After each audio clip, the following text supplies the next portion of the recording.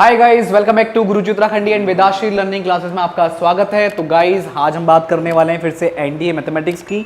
तो इससे पिछले वाले लेक्चर में जो हमने बात की थी सीक्वेंस एंड सीरीज की, बहुत बेसिक टर्म की बात की थी हमने, ज्योमेट्रिक मीन, अर्थमेटिक मीन की बात की थी। बट हाँ, 2 नंबर के बीच, इससे अधिक नंबर हमने नहीं लिए थे, उनके बीच में ज्योमेट्रिक मीन और अर्थमेटिक मीन निकाला जाता है। बट उसके ज्यादातर क्वेश्चन अभी आपसे नहीं पूछे जाते, या एक आध क्वेश्चन आता है तो वो भी हम बाद में कभी डिस्कस कर लेंगे।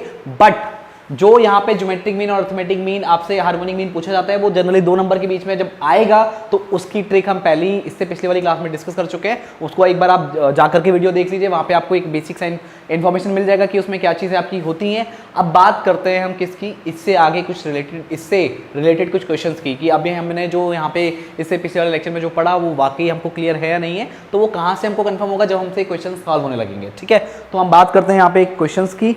तो सबसे पहला क्वेश्चन मैं आपके सामने डिस्कस कर रहा हूं, ये है आपका, इफ a की power 1/x is equals to b की power 1/y is equals to c की power 1/z are z and a b c are in gp,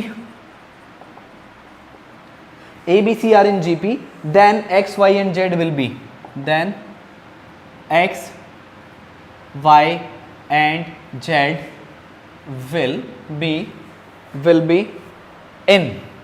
अब किस में होंगे तो आपको बताना है। पहला ऑप्शन है आपका AP, दूसरा ऑप्शन है GP, तीसरा ऑप्शन है HP एंड चौथा ऑप्शन है आपका नन ऑफ दीज। ठीक है, तो देखिए इसको आप कैसे सॉल्व करने वाले, इसकी बात करते हैं। तो देखो, इसके सॉल्यूशन में आप क्या करोगे, आपको क्या बोला है, ए बी सी किस में है, जीपी में है। ए बी सी जब जीपी में, तो हमें कुछ सोचना ही नहीं है, सीधे ये कर देना है, B square is equals to A C, इतना करना हमको पता है। अब मुझे क्या पता करना है कि एक्स वाई जेड किस में होंगे। ठीक है, तो एक काम करते हैं, तीनों वैल्यूज बराबर हैं। तो भैया जब तीनों वैल्यूज बराबर है तो ये किसी नंबर के तो इक्वल होंगी, या कोई ना कोई चीज़ के तो इक्वल होंगी। तो हम इसको लेट करा देते हैं कि a की power 1/x is equals to b की power 1/y is equals to c की पावर 1/z, और ये किसी कांस्टेंट नंबर के इक्वल होंगी। जो भी होगा, हमें नहीं पता किसके इक्वल है, तो हमने इसको k लेट कर लिया। कुछ भी आप लेट कर लो, जो भी आपका मन है ना, k a b c, a b c तो लेट मत करना क्योंकि कंफ्यूज हो जाओगे। तो आप k लेट कर लो, या e f g h कुछ भी लेट कर लो, आपके ऊपर डिपेंड करता है। ठीक है, तो यहाँ से अगर a की वैल्यू मैं निकालूँ तो a की पावर 1/x को मैं k के इक्वल रखूंगा, ऐसे करके देख लो कैसे रखना हो।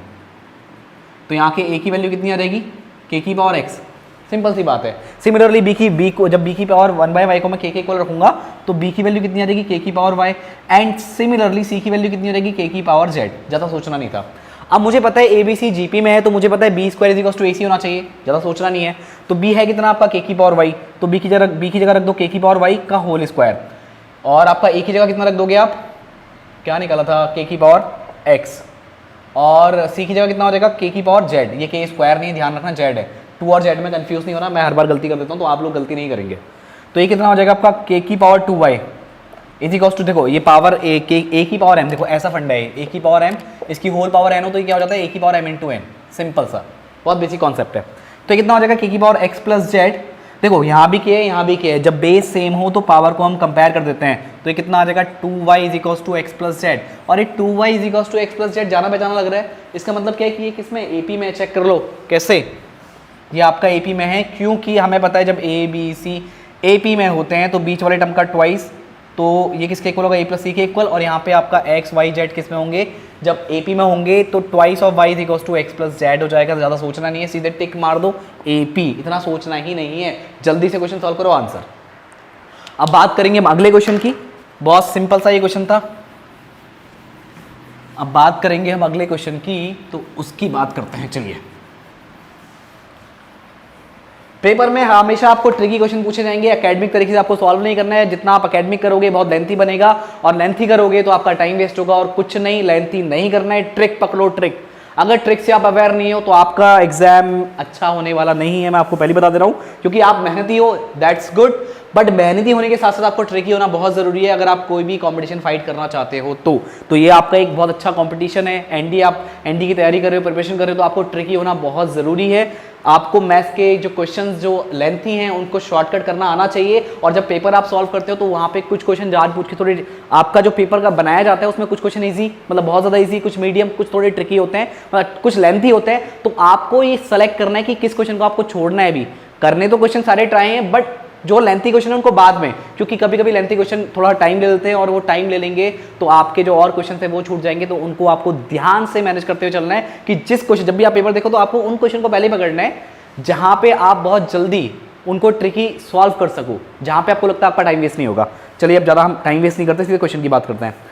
अब the nth term of the series, the nth term of the series, और सीरीज रखिए आपको 1 cube upon 1 plus 1 cube plus 2 cube upon 1 plus 3, फिर प्लस आपका है 1 cube plus 2 cube plus 3 cube upon 1 plus 3 plus 5 and plus will be right. तो इसका nth term क्या होगा ये आपको बताना है, और ऑप्शंस तो दे रखे हैं इसके। पहला ऑप्शन मैं आपको चलो डिस्कस कर लेता हूँ, n square plus 2n plus 1, और नीचे कुछ नहीं है इसके, चलो कोई नहीं। बी ऑप्शन वो दे रखा है आपको n square plus 2n plus 1 upon में क्या है 8 है। तीसरा ऑप्शन क्या है, ये है आपका n square plus 2n plus 1 upon में कुछ है जी, बिल्कुल है 4 है। और बचा ऑप्शन डी, तो उस वो क्या है आपका n square minus 2n plus 1/4, ये आपका चौथा ऑप्शन है। तो देखो सॉल्व कैसे करोगे, तो सिंपल सा अगर मैं एक टर्म देखूं यहाँ पे जो इसका nth टर्म बनने वाला है, मैं यहाँ पे पैटर्न पकड़ूंगा, पैटर्न के अकॉर्डिंग मुझे पता लग जाएगा कि nth टर्म क्या आ रहा है। पहले इसमें 1 क्यूब है, अगले उसमें 1 क्यूब प्लस 2 क्यूब है, फिर उससे अगले में एक 3 का क्यूब और ऐड हो गया, इससे अगले वाला टर्म क्या होगा, उसमें प्लस 4 का क्यूब और ऐड होगा। बट बात करनी है हमको n टर्म की, तो यहाँ पे क्या होने वाला है इसके सॉल्यूशन में कि अगर मैं ऊपर वाली सीरीज की बात करूँ तो लास्ट टर्म इसका क्या आ जाएगा, 1 का क्यूब प्लस 2 का क्यूब प्लस 3 का क्यूब प्लस 4 का क्यूब टिल आपका n का क्यूब। सीधी बात है जब आप इसका n टर्म बनाओगे। और नीचे देखो पहले 1 जा रहा है, फिर 1 प्लस 3, फिर 1 प्लस 3 प्लस 5, दो के उसमें ऐड होता जा रहा है, तो कितना हो जाएगा 1 plus 3 plus 5 plus 7 plus 9 up to so on. कहाँ तक जाएगा आपका n टर्म तक जाएगा। तो अब एक बात बताओ, ये मैंने इसका n टर्म तो निकाल दिया, बट ऑप्शन तो डिफरेंट है ना, ऑप्शन में इसको भी सॉल्व कर रखा है। तो जब इसको सॉल्व कर रखा है तब आप इसको कैसे करने वाले हो, तो इससे पहले मैं आपको 3 फॉर्मूले बताता हूँ, ये आप याद कर लो, ये बहुत काम के फॉर्मूले हैं और बहुत बेसिक भी हैं। आपने जब अपना अकेडमिक पढ़ा होगा, 11th क्लास में पढ़ा होगा, तो ये फॉर्मूले याद भी किए होंगे कि जब आप बात करते हो 1 plus 2 plus 3 plus 4 plus 5 till आपका कहाँ तक n टर्म्स तक, तो ये कितना निकल के आता है आपका n प्लस 1/2। तो इसको मैं सिंपली लिखता हूँ sigma n is equals to कितना होता है n प्लस 1/2 राइट। दूसरे फॉर्मूले की बात कर लेते हैं, वो आपका क्या होता है जी, अब जब आपका आ जाए 1 का स्क्वायर प्लस 2 का स्क्वायर प्लस 3 का स्क्वायर प्लस 4 का स्क्वायर टिल आपका n का स्क्वायर, तो ये सिंपली निकल के आता है n प्लस 1 2n प्लस 1/6। तो इसको सिंपली बोलते हैं सिग्मा n का स्क्वायर राइट। एक तीसरा और बचता है आपका जो आपको याद रखना चाहिए, 1 का क्यूब प्लस 2 का क्यूब प्लस 3 का क्यूब प्लस 4 का क्यूब टिल आपका इन्फिनिटी, सॉरी इन्फिनिटी नहीं n क्यूब।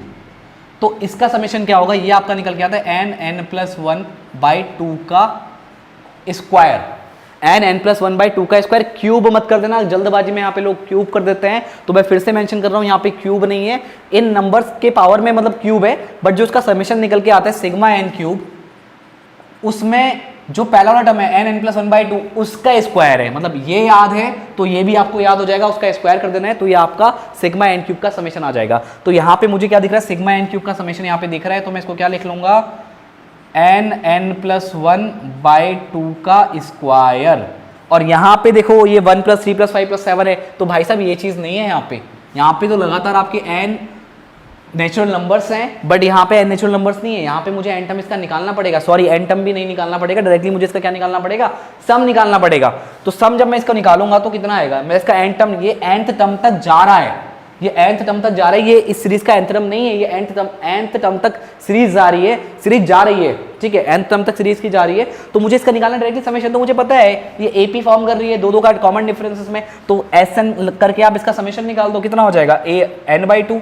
लास्ट टर्म पता होता तो मैं डायरेक्टली a प्लस an कर देता, बट लास्ट टर्म पता नहीं है, तो मैं क्या करने वाला हूँ 2a plus n minus 1 into D, ये फॉर्मूला यूज करो। तो n बाई 2 ये आ गया 2a, a कितना है आपका 1 और n आपका ऐसी रहेगा n माइनस 1 और d की वैल्यू कितनी है 2 का डिफरेंस है, तो इसको आप यहाँ से सॉल्व कर लो, काम खत्म। कितना आ जाएगा आपका ये n बाई 2 और ब्रैकेट में आपका आ गया 2 इंटू 1 यानी 2 और ये आपका कितना आ जाएगा 2n माइनस 2, तो 2 से 2 कैंसिल करो तो ये कितना हो जाएगा 2n स्क्वायर बाई 2, 2 से 2 कैंसिल तो सिंपली n स्क्वायर आ गया।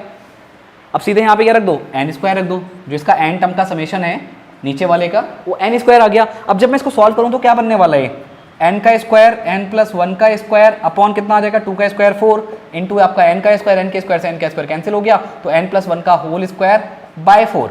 अब ऑप्शन को चेक करें तो वहाँ पे कोई सिंपली कोई कंप्लीट स्क्वायर की फॉर्म में दे नहीं रखा है, तो मतलब थोड़ा सा ऑप्शन देकर के उसने हमसे मेहनत करवा ली है।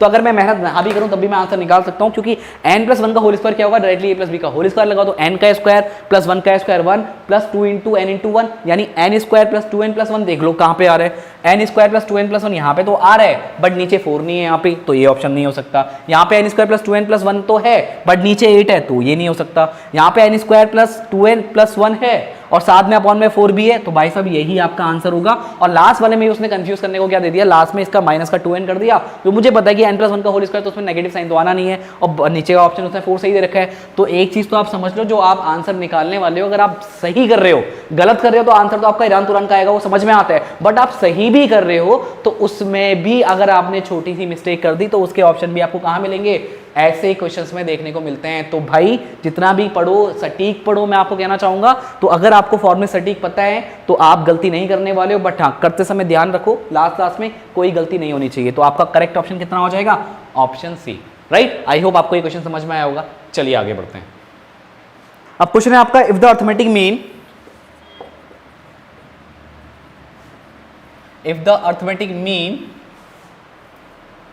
ऑफ टू नंबर्स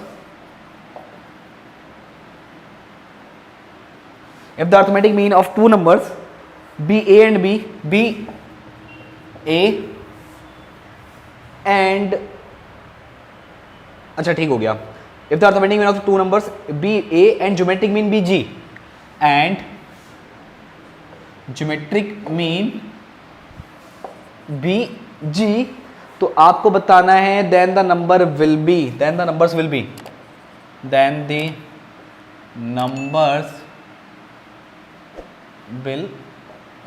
यानी आपके नंबर्स क्या होने वाले हैं, then the number will be. तो ये आपको बताना है, पहला ऑप्शन आपका है a प्लस माइनस ब्रैकेट में a का स्क्वायर माइनस g का स्क्वायर, दूसरा ऑप्शन है रूट के अंदर a प्लस माइनस रूट के अंदर a का स्क्वायर माइनस g का स्क्वायर, ठीक है। तीसरा ऑप्शन की अगर यहाँ पे बात कर रहे हैं तो ये आपका आता है a प्लस माइनस रूट के अंदर a प्लस जी एंड इसी के अंदर क्या है a माइनस जी, ठीक। और चौथा ऑप्शन जो आपका निकल के आता है वो है आपका a प्लस माइनस रूट के अंदर a प्लस जी इंटू में a माइनस जी अपॉन में आपका है 2, ठीक है गाइस। तो ये क्वेश्चन आपको सामने दिख रहा है और बहुत देखने में अटपटा सा लग रहा है, और ये अटपटा बिल्कुल भी नहीं है, आपको खाली दिखाने के लिए। और यहाँ पे आपको क्वेश्चन को दिखा के डराया जाएगा मैक्सिमम टाइम, बट डरना नहीं है, ठीक है। तो यहाँ पे बोला उसने अर्थमेटिक मीन दो नंबर का, if the arithmetic mean of two numbers, मान लो टू नंबर्स ए और बी ले लेते हैं, ठीक है। उनके अर्थमेटिक मीन की बात करें तो ये ए क्या है आपका अर्थमेटिक मीन, उसने साफ साफ बोला है। और इन्हीं नंबर के ज्योमेट्रिक मीन की बात करें तो उसने बोला है दो नंबर का ज्योमेट्रिक मीन कितना है, जी है, तो ये आपका रूट ए बी हो जाएगा, सिंपल सी बात है। अब इसी को ले दे के हमें सॉल्व करना है, तो हम क्या करने वाले हैं, ए प्लस बी की वैल्यू कितनी आ गई, यहाँ से 2a आ गई, और यहाँ से अगर मैं a इंटू बी की वैल्यू निकालूं तो g का स्क्वायर आ जाएगा, सिंपल स्क्वायरिंग बोथ साइड कर दो तो यहाँ पे g स्क्वायर हो जाएगा। अब क्या करना है आपको, a और b निकालना है, और ध्यान रखना जब भी आपको a प्लस बी पता हो, a b पता हो और आपको a प्लस बी निकालना है, तो एक सिंपल सा फंडा क्या होता है, a प्लस बी का whole square is equals to a minus B का होल स्क्वायर प्लस 4ab, क्योंकि ये फॉर्मूला आएगा a का स्क्वायर प्लस b का स्क्वायर प्लस 2ab, और ये आएगा a square plus b square minus का 2ab, तो माइनस के 2ab में प्लस के 4ab जोड़ दोगे तो 2ab नेगेटिव के हट जाएंगे और प्लस के 2ab बच जाएंगे, तो ये भी हो जाएगा a का स्क्वायर प्लस b का स्क्वायर प्लस 2ab, जो कि a प्लस b का होल स्क्वायर है। तो इनको हम ऐसे भी एडजस्ट करके लिख सकते हैं, और ये रिलेशन बहुत काम का है, बहुत जगह यूज होने वाला है, इसको दिमाग में सेट कर लो, ठीक है। अब मैं क्या करने वाला हूँ, a प्लस बी की मुझे वैल्यू पता है कितनी है, 2a का स्क्वायर करूंगा कितना हो जाएगा, 4a स्क्वायर। अब कितना है, a माइनस बी का होल स्क्वायर निकालना है, तो a माइनस बी का स्क्वायर यहाँ पे ऐसे ही रहेगा प्लस 4ab, तो 4 तो आपका फॉर्मूले में है, ab की वैल्यू कितनी है आपकी g स्क्वायर, तो यहाँ पे g स्क्वायर रख दो। अब a माइनस बी का होल स्क्वायर कितना हो जाएगा आपका, a माइनस बी का होल स्क्वायर आपका आ जाएगा 4a square minus 4g square, right. तो यहाँ पे क्या करो आप 4 कॉमन लो और ब्रैकेट में क्या आ जाएगा, a का स्क्वायर माइनस g का स्क्वायर, तो a का स्क्वायर माइनस g का स्क्वायर क्या हो गया, a plus B, a minus B, तो a प्लस जी हो जाएगा यहाँ पे और a माइनस जी हो जाएगा, राइट। तो अगर मैं इसका रूट निकालूं तो रूट निकालूंगा कितना हो जाएगा, a माइनस बी, तो इसके ऊपर रूट लगाओगे आप तो रूट 4 तो आपका 2 बाहर आ जाएगा, तो इसको तो छोड़ दो, यहाँ पे रूट लगा दो, 2 को बाहर निकाल दो, ठीक है।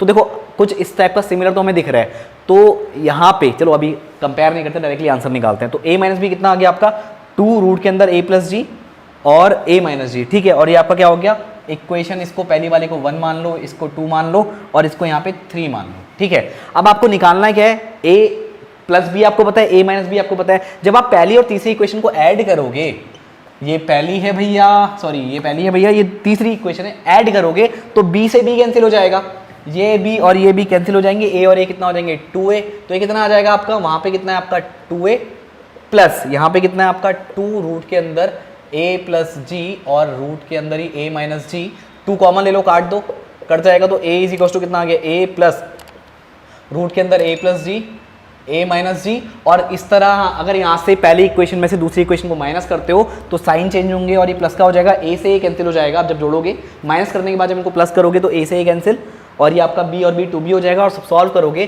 तो b की वैल्यू निकल के आएगी भैया a माइनस रूट के अंदर a प्लस जी और a माइनस जी, राइट। तो आपका आंसर क्या बन गया, a और b आपके क्या आ गए, a प्लस माइनस रूट के अंदर a प्लस जी और रूट के अंदर क्या है आपका a माइनस जी। तो कौन सा आंसर करेक्ट है, पहला तो नहीं है, दूसरा भी नहीं है, तीसरा बिल्कुल भाई सब बिल्कुल सही है और चौथा आपका क्या है, नहीं है, इसमें खाली 2 डिवाइड में लेके आया है। तो कभी कभी होता है क्या ना, हम क्वेश्चन को जब पूरा सॉल्व नहीं करते हैं तो हमने कहा ऐसा कुछ तो बनता है, अब ध्यान में आता है यार ये बनता होगा या ये बनता होगा, तो लगता है यार 2a करके कुछ आता है, 2b करके कुछ आता है। जब हम ऐसे करेंगे मन ही मन सोचने लगते हैं तो शायद 2 डिवाइड में चला जाएगा, बट 2 से 2 देखो यहाँ पे कट जा रहा है।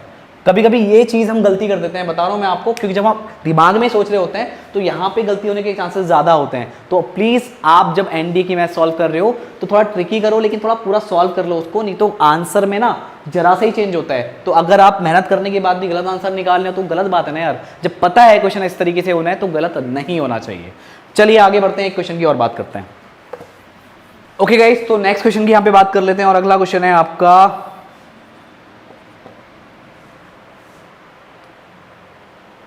आई थिंक ये चौथा क्वेश्चन है आपका।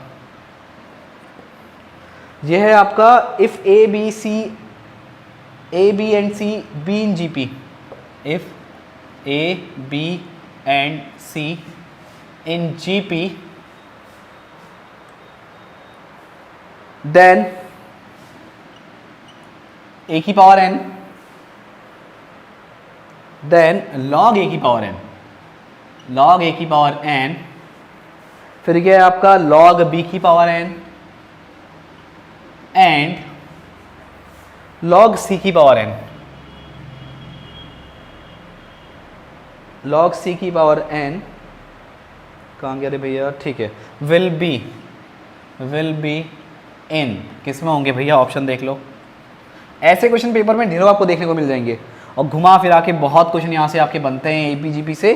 तो ध्यान दीजिएगा कि ऐसे क्वेश्चन अगर आ जाएं तो वो गलती से भी छूटने नहीं चाहिए।